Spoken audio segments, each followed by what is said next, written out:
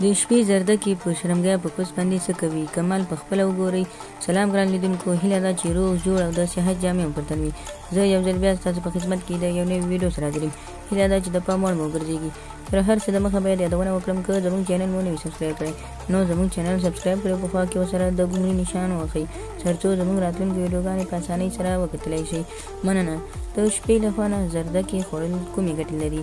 د شپې لخوا نه په نهارې زردکې خوړل یا هم د سهار لخوا نه په نهارې زردکې خوړل دومره زیاته ګټه لري چې تاسو به هیڅکله داسې محسوس او داسې احساس به نه وي کړی چې آیا زردکه او دومره ګټې زردکې خو ډېرې زیاتې ګټې لري، خو موږ تاسو ته دلته 3 ګټې مهمې ګټې ښیو.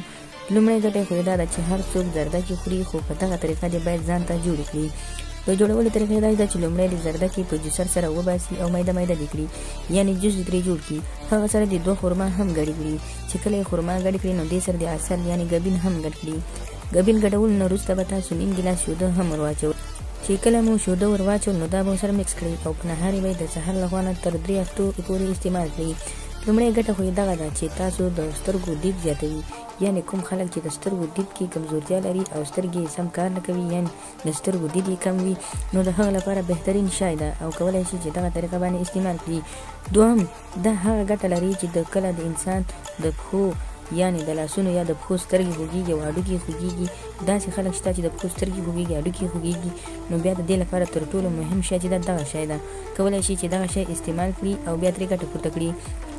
له هغه وروسته درېمه ګټه مهمه ګټه یې دغه ده چې کله انسان په جنسي کمزورتیا کې دوی په خپله ژر انزال کېږي یا کمزوري وي، نو کولی شي د زردکو څخه استفاده وکړي.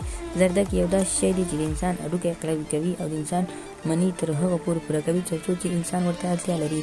یعنی دغه 3 شیان تر ټولو مهم شیان دي چې انسان ورته اړتیا لري او باید دغه 3 واړه پوره شي، نو کولی شي د زردکې په واسطه یې پوره او سر ته ورسوئ.